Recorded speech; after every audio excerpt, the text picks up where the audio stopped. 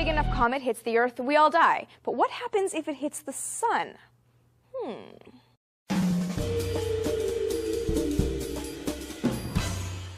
Hey guys, Amy with you, getting nerdy about space impacts on D News today.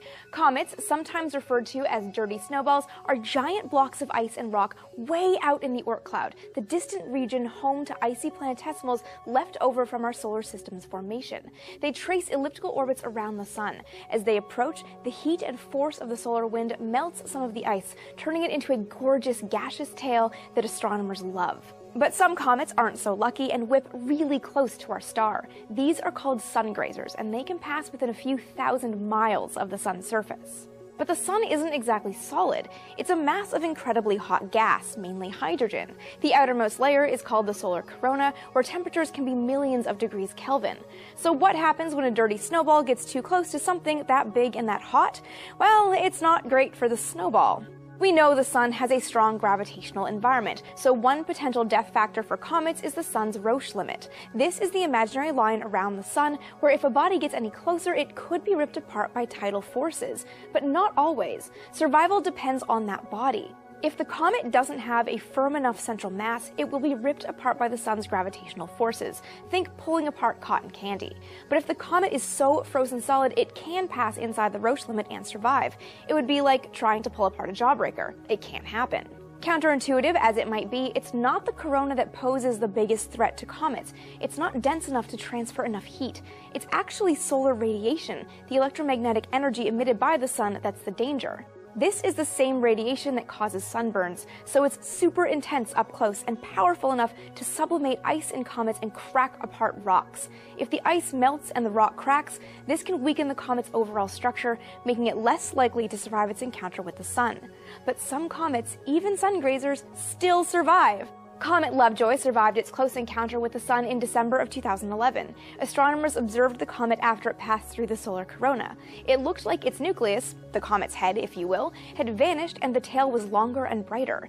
Researchers concluded that the coronal heat vaporized the ice and cracked away the rocky body, which dissipated into the long, bright tail. So it was worse for the wearer, but alive.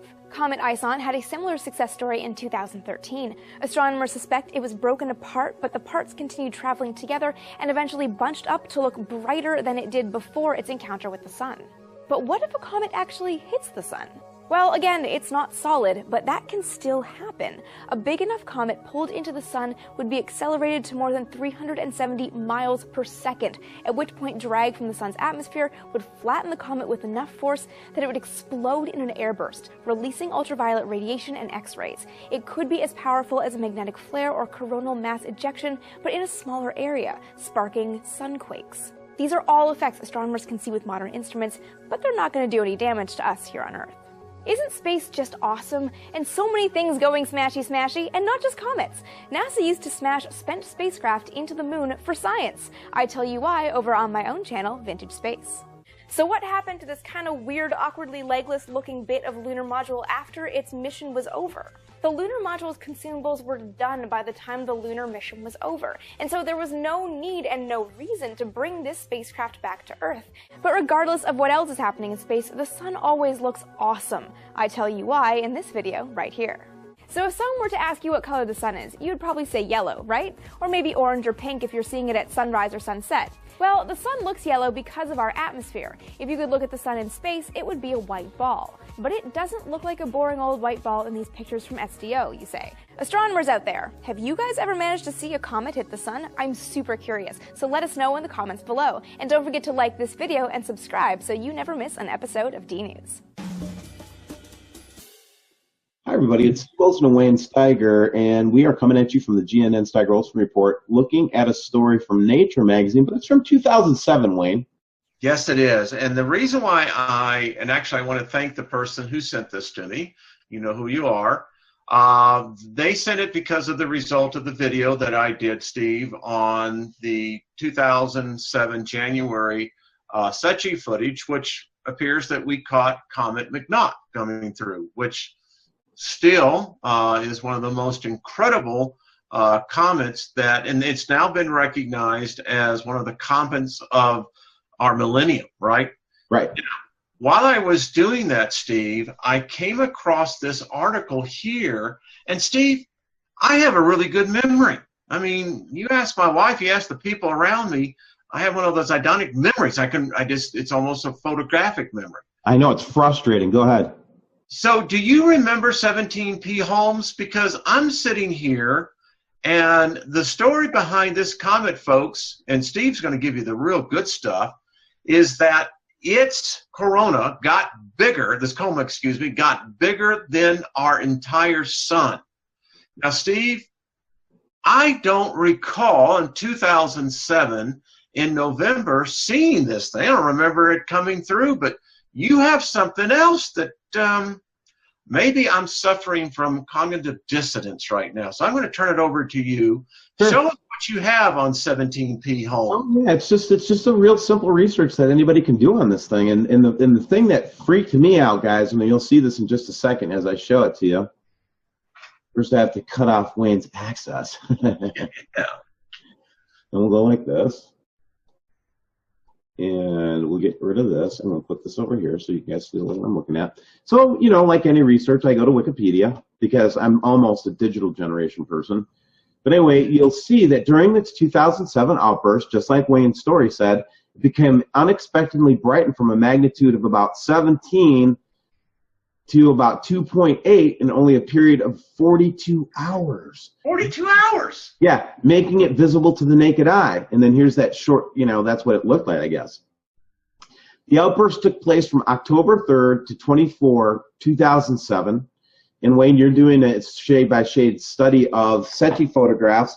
You'll probably see it. That first person to notice the change was J.A. blah, blah, blah. So anyway, it was this big deal in astronomy back in 2007, and it was in the two things I want to hold in your mind. It was the biggest astronomical event tracked by astronomers for sure, and number two, it was said to be bigger than the sun. So, and now, and in current stuff, you're going to see as I walk you through this stuff, it freaks you out a little bit because guess what? Here's its orbital period, okay? And it's said to be a Jupiter family comet. A what family comet? A Jupiter family comet. That's why I think it didn't show up on Solar System Scope. It's nowhere to be seen on here, okay? It's in our inner solar system, Wayne. Whoa. So 17P Holmes is a comet that's in our, almost, I guess you could say, in the inner solar system, but it's called a Jupiter-class comet. I didn't know that. Jupiter family comet. Family comet. I didn't know that there was such a. So, Steve, how long is the orbital period of this? It's only 2,100 days. Okay. I mean, I'm sitting here and I'm going. Seriously, I did not know this. Right. Now, let's think about this for a second. We got to figure out, we'll do more research on it, but for now, I'm going to leave it at this orbital period because I don't want to get off the point. In October 25th, 2007, it was in this part of its orbital position when it made this big flash bang in the sky for no apparent reason. Yeah, that's my first question. They never did say what caused the massive increase. This comet was discovered a long time ago, but why have we not seen it talked about or, you know, on any of the charts or anything that we look at? Well, I think furthermore, if it's a 2,100-day orbit, you would think that we would begin to see this as a very familiar object in space. Right. It would be something like every 10 years. Yeah. And if it's within the Jupiter orbit, which it is, shouldn't we be able to see it pretty much all the time? Look, I was reading another report on it that came off the same Wikipedia article. I'll see if I can find it here real quick. And there's what it looks like in different configurations. Look at it's got a big dust cloud around it, and it appears to be green. And look at the center of it. Looks like a crater, doesn't it? Looks like a hole in it. Okay, all right. Is it remotely possible, Steve, that this is what we're seeing in the sky? Absolutely. You know, again, this makes me want to do more research on it, but I just want to give everybody a heads up that we've been researching it.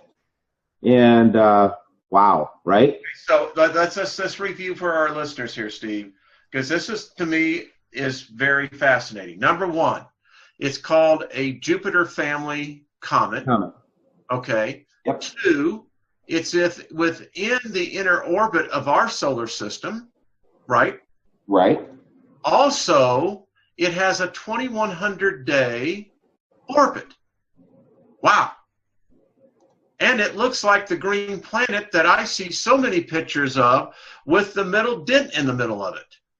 Right. And I was just saying the same thing in my mind. We were making a blooper on WSO the other day. It was a meteorologist that saw a big green flash on the horizon. Is this possible that it could be 17P? Absolutely.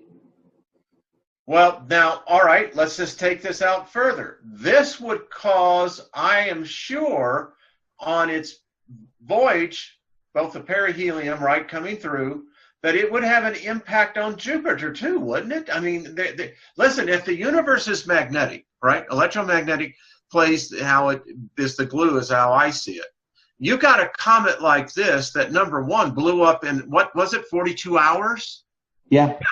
42 hours. And Steve, it's in our backyard, literally in our backyard. Naked eye observers saw Holmes as merely star-like until October 26th. After that date, it began to appear more like comet-like to naked eye observers. I missed this. I missed it too. I missed it. Well, there you go, guys. I think we need to study, and I think that it plays into some of the most recent stuff. Now, here's the question. You know, this is really easy for NASA or somebody else just to say, oh, these green things or whatever you're seeing in the sky, guys, it's 17P Holmes. Why don't they just say it? I don't know. That I can't answer. This is easy stuff to look at, and you know, and it's just one of those things where my question goes more towards this way.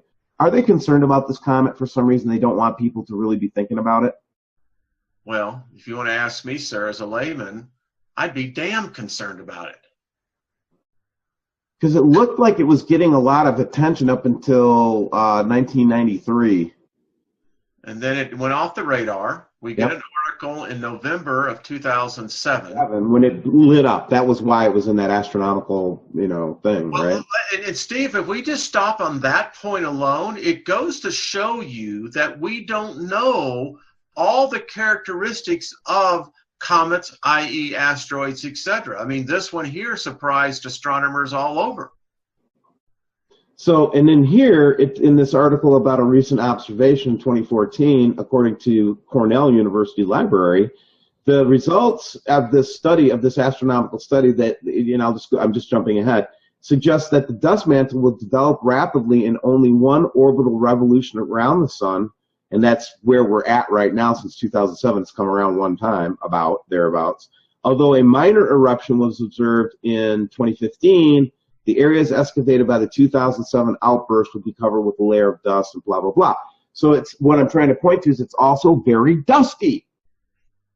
Would that also have an impact of what we see, such on Secchi, Soho? Would it also impact of what we're seeing going around our atmosphere? It's in the inner solar system. So the sun's pulling us through. This thing's blasting around. We're going to end up in its tail every so often, man. So you're just telling me that this is a little pig that no matter where it goes, it leaves a little trail behind it. And apparently it ain't a little trail. Yeah, and it could be, you could get easily sucked into believing this was NIBIRU or something like that. And I just want to make sure that you and I are focused on the truth. Yeah. And we still are very, very, you know, skeptical about the science saying that there aren't more brown dwarfs and more in proximity to us. All that stuff still holds. But I don't want to get fooled by just a natural occurrence like this. Well, none of us do. But again, you have to have some sort of rational thought here that the possibilities are, listen, I'm going to put this on my radar now. I mean, what I have found between McNaught, which was probably one of the most incredible sights I saw, and now 17P, I'm going to myself, well, what else is out there, Steve? Come on.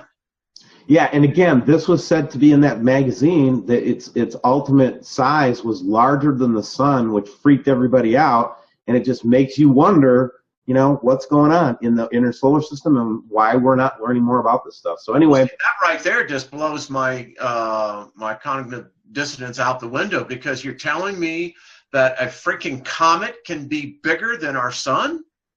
Right. Okay. Okay.